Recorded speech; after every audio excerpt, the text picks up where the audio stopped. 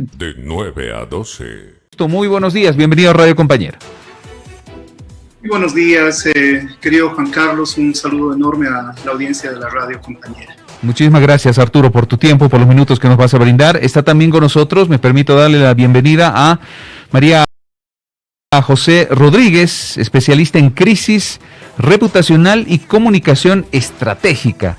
María José, ¿cómo te va? Muy buenos días, un gusto, bienvenida. Buenos días, muchas gracias por la invitación, encantada de estar acá. Bien, gracias María José. Comienzo con Arturo, si me permites Arturo, a ver, lo decía, los mensajes, la construcción de estos mensajes, ¿cómo se dan para llegar en mayor y mejor medida a la población y para que esto pegue no solamente un día, dos, sino puede pegar hasta meses, puede quedarse ese mensaje en la población? ¿Cómo se construye esto, Arturo? Bien, creo que lo primero que tenemos que tomar en cuenta es que el mensaje, hablando a un nivel de discurso político, es una construcción imaginaria que toma elementos de la realidad y los transforma naturalmente, ¿no? Así que no estamos hablando de algo que se apegue estricta y fielmente a la verdad, sino es, como decía Andrés, una construcción de una posverdad que tiene muchas aristas, ¿no? Esta construcción se realiza con base a distintos elementos, todos ellos simbólicos, y representan normalmente una posición, una forma de pensar que no necesariamente corresponde a digamos, un equilibrio en el mensaje, ¿no? El mensaje se construye de acuerdo a quién emite el mensaje y naturalmente quién lo recibe, ¿no? Entonces son elementos muy, muy dinámicos y elementos muy subjetivos en la construcción de un discurso político, ¿no? Sí, para que el mensaje sea efectivo, el mensaje político en este caso sea efectivo y llegue con mayor efectividad a la población en específico, ¿el mensajero tiene que estar plenamente convencido de que lo que está diciendo es verdad? Es decir, pese a que no sea verdad, digamos, pero él tiene que estar plenamente convencido, tiene que lavar el cerebro para decir, no, es así es lo que digo, yo estoy plenamente convencido, o de lo contrario se convertiría, el mensaje no sería tan efectivo. ¿Qué crees tú? Bueno, ese es un ideal, ¿no? Es decir, que la persona esté convencida de sus argumentos a la hora de construir un discurso, en este caso político, ¿no? Sin embargo, la historia nos demuestra que con frecuencia el poder político recurre a la retórica política a sabiendas de que muchas veces hay elementos que no corresponden a la verdad o que al menos son forzados, no es una verdad forzada. Entonces, te diría que no es un requisito esencial que el que emite el discurso, el que lanza el discurso, el que construye el discurso esté convencido de su veracidad, ¿no?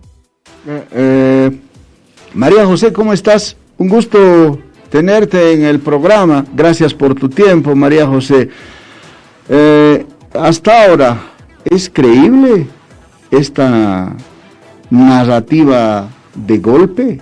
¿Es creíble, María José? Hola Andrés, qué gusto verte, aunque sea así. Bueno, mira, no necesariamente estamos hablando de algo que tenga que ver con la realidad o con la verdad. Esto no, la narrativa y la posverdad no tienen que ver con la búsqueda de la verdad, ¿cierto? Sino con la construcción de una narrativa que genere legitimidad al poder. Y esta generación de legitimidad está basada en un falso silogismo, y ese falso silogismo aparenta ser verdad, por lo tanto es bastante creíble. Siendo que no es verdad, es muy creíble. ¿Por qué? Porque utiliza elementos que están en nuestro imaginario y los despierta para que esos elementos que están en nuestro imaginario completen una realidad y parezca muy lógico en nuestra mente. Hay que acordarse que nuestro inconsciente actúa de manera atemporal y no es lógico. Es decir, el inconsciente agarra elementos del aire que son tal vez irracionales y también atemporales y los une y genera una masa que parecería verdad. Y eso es lo que se usa en los discursos políticos, esa capacidad del receptor en comunidad o en grupo de conferirle una forma a la realidad. Por lo tanto, basta que parezca creíble y que se repita varias veces y que sea algo que todos compartimos o la gente que es como yo comparte, como para hacerlo. Pero además para eso necesitas polarizar un país, necesitas polarizar las ideas, para que no haya medios, para que nadie que quiera buscar la verdad esté buscando medios de grises, como tú decías el otro día en una... uno tiene que buscar pequeñas partes de esta verdad. Si es que no es posible hacerlo y estamos en esta realidad que estamos totalmente polarizados, si tú dices, yo no creo que haya sido golpe, ya de todas maneras estás en la derecha extrema, y si tú dices, ha sido golpe, tú eres parte de la izquierda. No hay nadie que pueda decir, yo no creo que haya sido golpe, pero no creo que el gobierno haya funcionado como debía haber funcionado el gobierno de Áñez. Yo no soy de derecha, pero no creo que el movimiento del socialismo haya sido un buen gobierno de izquierda ni haya cumplido con todo lo que tenía que cumplir. Esos elementos que buscan el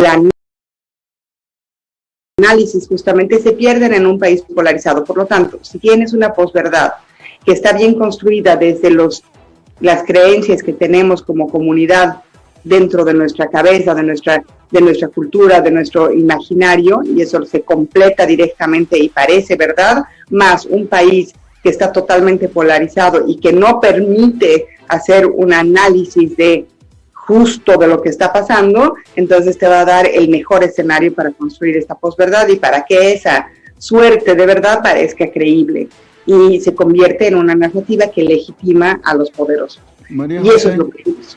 Para que un mensaje sea verosímil, ¿no? No verdad, pero que parezca, ¿ya? Que aparentemente sea, necesariamente tiene que haber al frente un receptor que crean en ese mensaje. Pero para creer, ese ciudadano tiene determinados filtros en la cabeza, ¿no? Y yo sé que las redes sociales no representan toda la sociedad, pero a mí me sorprende que los que responden a esta construcción de la posverdad no sean los políticos, digamos, de comunidad ciudadana o los de la oposición, sino son ciudadanos comunes y corrientes de responder, ¿no?, a cada uno de estos elementos comunicativos. Entonces eso me deja entender, y ahí vea la pregunta, esta gente que está recibiendo el mensaje, que si bien hay una construcción bajo el silogismo, pero no está entendiendo que es real, sino que, y por eso insisto, ¿está perdiendo esa batalla o es que realmente está logrando legitimar? Lo que sucede es que una verdad una no verdad verosímil o una mentira verosímil, en la repetición y en la aceptación de tus pares se va convirtiendo en verdad. En el momento en que la gente lo va creyendo, esa verdad que no era verdad, en la repetición y además en la aceptación de tus líderes más cercanos y de la gente que tú confías, te va convirtiendo a ti también en un pensador parecido con esa verdad. Es decir, te convence. ¿Okay? Entonces creamos ciertos mitos que compartimos en sociedad, ¿no?, que es un imaginario colectivo. Y ese imaginario colectivo es bien difícil de modificar y de cambiar, porque eso implica ciertas pertenencias ideológicas y ciertos elementos que dicen de ti, de cómo eres. Entonces, cuando tú dices, yo no creo que es golpe, te sitúan inmediatamente en la derecha. Y si eres mujer, ¿no es cierto?, te van a decir, claro, eres mujer religiosa, reaccionaria, seguramente también eres teñida igual que la expresidenta, vas a estar siempre del lado de los hombres y no eres feminista. Es decir, ya te han puesto un montón de etiquetas que no te permiten a ti circular normalmente en tu círculo y en tu comunidad. Por lo tanto, es muy difícil poder decir estoy en contra de esta posverdad cuando ya se ha hecho muy masiva. Kundera decía en el libro de La risa y el olvido que la izquierda autoritaria genera una formación en círculo, de manera que si tú estás en círculo, tú ves quién sale, quién entra, tú puedes controlar. Y la libertad está hecha en formación en línea, de manera que tú puedes salir y entrar, ¿no es cierto?, no en círculo. Y esa formación en círculo es lo que hace la posverdad. La posverdad lo que está haciendo es hacer que nosotros nos veamos de una manera totalmente autoritaria y totalitaria. Todos nos controlamos. La posverdad es un elemento para controlar. Y cuando partimos al país en dos, estamos controlando que la gente no piense y no se pregunte y diga, esto no tiene lógica, esto no es verdad.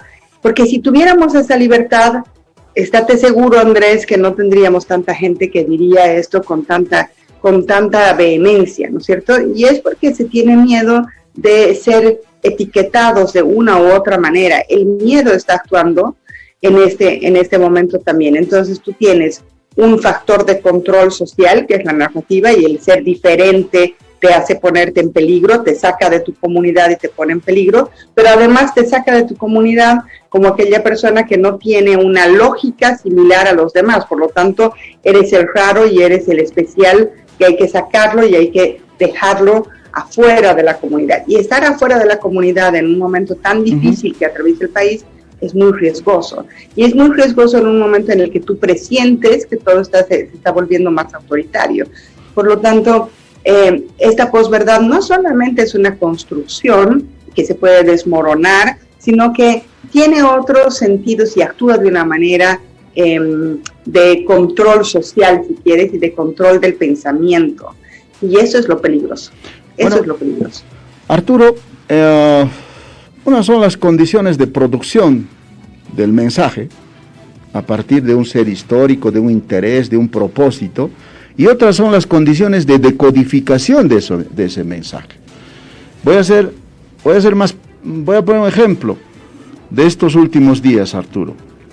Cuando aparece el comandante, o aparece la declaración del excomandante de la FAB, que dice, yo escuché, textual, además así, ¿no?, que es de los 2.000 que estamos trayendo para enfrentar a los pititas.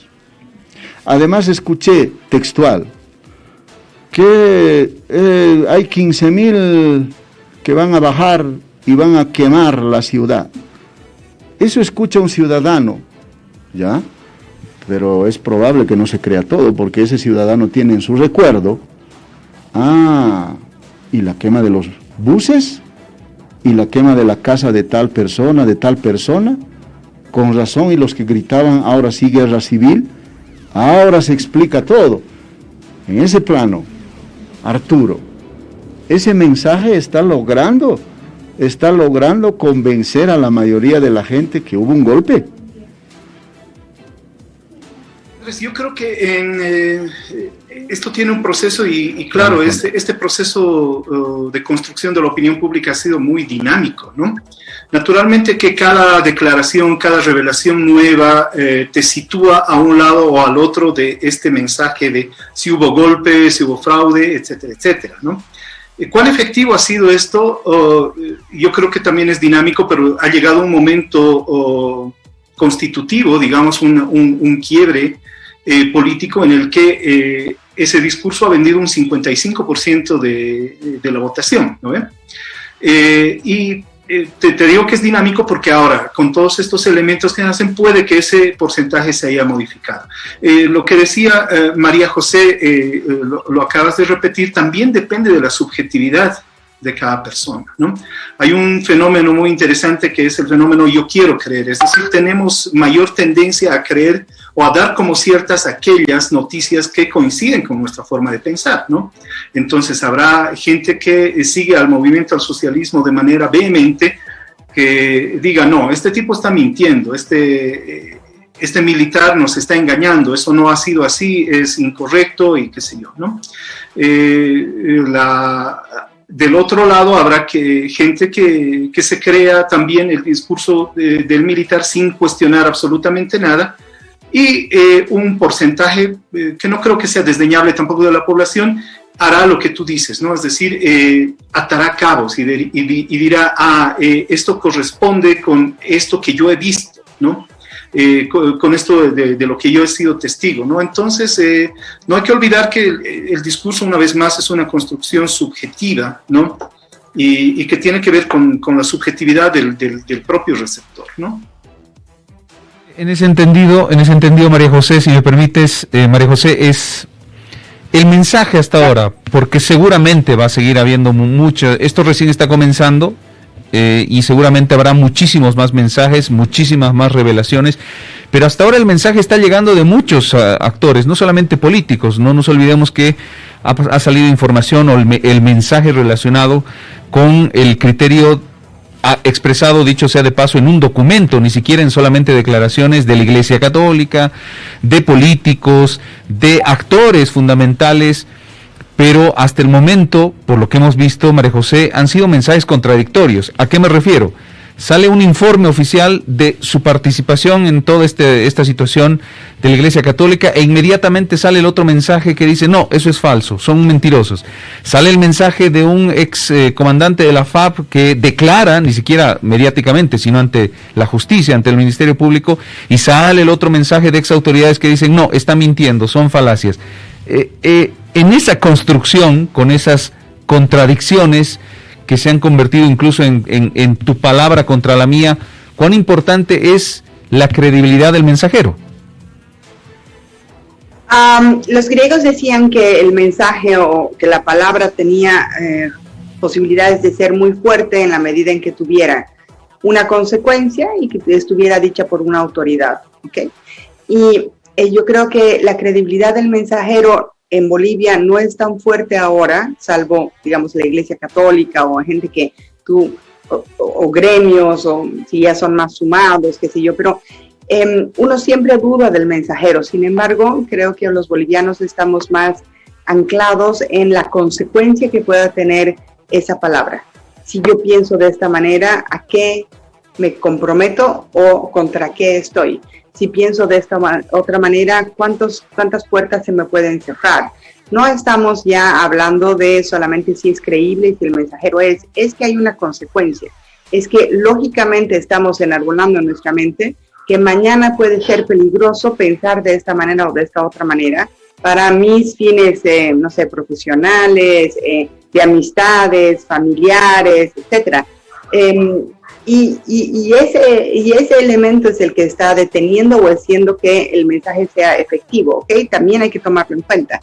Y hay que tomar en cuenta también que el grupo bolivariano no está actuando solo, y cuando tú ves las noticias de octubre del 2019, si venían esas noticias desde la Argentina, se decía sin descaro, ¿no? Sí, claramente, más bien con todo descaro, decían, este es el golpe perpetrado por la derecha boliviana, y esa noticia, si no era filtrada por algún medio, terminaba saliendo así. Yo recuerdo haber estado en el Ecuador y ver las noticias así, y llamar a mis amigos periodistas y decir, oye, pero edita, porque eso no es cierto.